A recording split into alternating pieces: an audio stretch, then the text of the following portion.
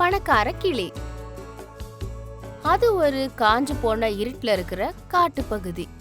அந்த பகுதி மேல இருக்கிற பாசத்தினால அங்க காக்கா, குருவி, கிளி மூணும் ரொம்ப நட்போட அந்த காட்டுக்குள்ள வாழ்ந்து வந்தது. சாப்பிடுற பழத்துக்காக, குடிக்கிற தண்ணிக்காக அந்த 3 பறவையும் பயங்கரமா கஷ்டப்படும். இதுக்கு மேல என்னால கஷ்டப்பட முடியாது, இனிமே இந்த பகுதியில இருந்து எங்கேயாவது தூரமா விலகி போயிடலான்னு காக்கா முடிவு பண்ணுச்சு. அந்த விஷயத்த அதோட நண்பர்களான குருவி, கிளிகிட்ட அந்த காக்கா சொல்லுது. காக்கா சொன்னதை கேட்டு ரொம்ப வருத்தத்தோட, இத சொல்றத நீயாடா? இதுக்கு முன்னாடி ஒரு வாட்டி இங்க இருந்து போயிடலான்னு சொன்னப்போ இங்க இருந்து போகாத மாதிரி என்னெல்லாம் சொன்ன, உனக்கு ஞாபகம் இருக்கா? எனக்கு எல்லாம் ஞாபகம் இருக்கு. இப்ப கேட்டாலும் அதையே தான் சொல்லுவேன். ஆனா பேசுற பேச்சுக்கு தெரியாதுல்ல பசி தாகம்னா எவ்வளவு கஷ்டம்னு. நம்ம பேசுற பேச்சுக்கு தெரியாம இருக்கலாம், ஆனா நம்ம மனசுக்கு தெரியும்ல பசிங்கிறது எவ்வளவு கஷ்டமான விஷயம்னு. ஆமாண்டா, பேய் கூட வேணாலும் தூங்கிடலாம், பசியோட தாகத்தோட தூங்க முடியாது.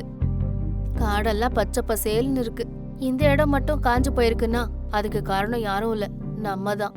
இங்க என்ன நடந்தாலும் நமக்கு சம்பந்தமே இல்லாத மாதிரி அவங்கவுங்க வேலையை அவங்கவுங்க பாத்துட்டு இருந்தோம்.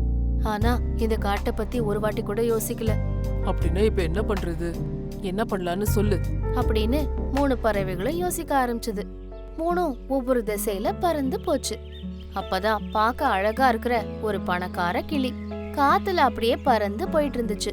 கீழே இருக்கிற காட்டு பகுதி அப்படியே பார்த்துக்கிட்டு பறந்து போயிட்டு இருந்துச்சு.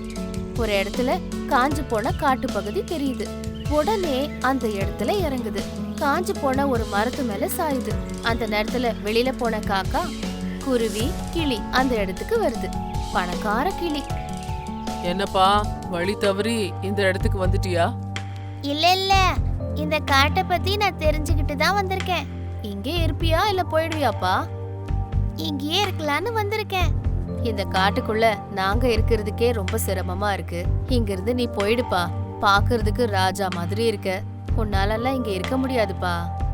இங்க சாப்பிடுறதுக்கு எதுவுமே இல்லைன்னு கவலைப்படாதீங்க, நான் இங்கேயே இருக்க போறேன். நீங்களும் இங்க தான் இருக்க போறீங்க. இன்னில இருந்து இந்த காஞ்சு போன காட்டு பகுதிய நான் தத்துக்கு எடுத்துக்க போறேன். இனிமே இந்த காட்டு பகுதி கொஞ்சம் வருஷத்துக்கு முன்னாடி எப்படி இருந்துச்சோ அப்படியே மாறப்போகுது. நீங்க எனக்கு துணையா இருப்பீங்களா? கண்டிப்பா நாங்க துணையா இருப்போம். முதல்ல நீங்க சாப்பிடுறதுக்கு பழங்கள் வேணும்.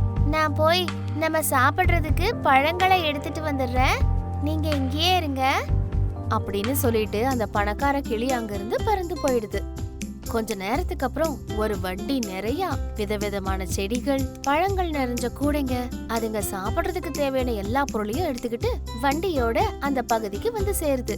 பணக்கார கிளி பணக்கார கிளியோட சேர்த்து குருவி, காக்கா, அப்புறம் இன்னொரு கிளி எல்லாம் சேர்ந்து அந்த வண்டியில இருந்து எல்லாத்தையும் எடுத்துக்கிறாங்க. அதுக்கப்புறம் அந்த வண்டி அங்கிருந்து போயிடுது. இந்த கூடைக்குள்ள பழங்கள் இருக்கு, அதுல நிறைய தண்ணி இருக்கு. நீங்க பழங்களை சாப்பிட்டு தண்ணி குடிங்க, அதுக்கப்புறம் நம்ம வேலையை ஆரம்பிப்போம் அப்படின்னு சொன்னதும் 3 பறவைகளும் பழங்களை எடுத்து சாப்பிடுது, அப்புறம் தண்ணியும் குடிக்குது. அதுக்கப்புறம் 4 பேரும் சேர்ந்து எல்லா இடத்துலயும் சின்ன சின்ன செடிகளை நடுறாங்க. தண்ணிக்காக சின்ன சின்ன பக்கெட்டை கால்ல பிடிச்சுக்கிட்டு வேற ஊரு குளத்துல இருந்து எடுத்துட்டு வந்து ஊத்துறாங்க. இப்படி கொஞ்ச நாட்கள்லயே அந்த காடு மொத்தம் பச்சை பசேலுன்னு மாறி போயிடுது. அந்த செடி எல்லாம் பெருசாகி பழங்கள் கூட வர ஆரம்பிச்சிருச்சு. அது எல்லாத்தையும் சாப்பிட்டுக்கிட்டு அங்க இருக்கிற பறவைகள் சந்தோஷமா இருக்கு. அது எல்லாத்தையும் பார்த்து குருவி, காக்கா, கிளி பணக்கார கிளிக்கு நன்றியை தெரிவிக்குது. அந்த காட்டை விட்டு பறந்து போன பல பறவைகள் திரும்பவும் அங்க வந்து சந்தோஷமா வாழுது.